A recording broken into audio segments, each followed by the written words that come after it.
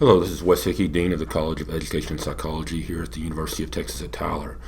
And I was looking around on the internet and found a lot of characteristics of effectiveness in the classroom, and it really comes down to what I think are four characteristics that we really need to be paying attention to.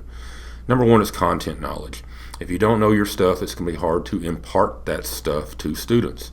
And really and truly, anytime we plan, we need to take that content knowledge into consideration, but also make sure we plan starting with the student learning objectives.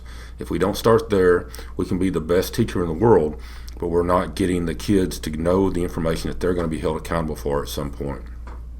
Number two is high quality instruction. So it needs to be what I would call intentional, that when you plan, you really think about the details of what you're trying to do, and you do it in a way to try to increase student achievement.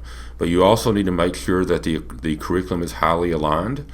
So you want to make sure the student learning objectives kind of connect to the teaching, which connects to the assessment in the very end. And you've got to make sure the assessment's in place, because you've got to know whether or not the student understands what they're supposed to understand.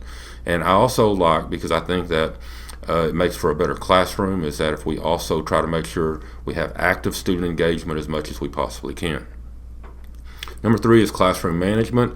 You've got to make sure that there is the intentional component of making sure that students are where they need to be to make an environment conducive for learning. I've seen many teachers that had a lot of potential, but because they had a hard time with the classroom management component, it was very tough for them to have the impact they were looking for with their students.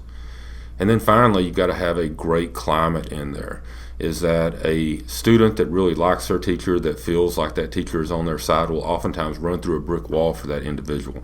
If the teacher has good rapport with the students and really pushes them to reach new levels, that's going to be really important.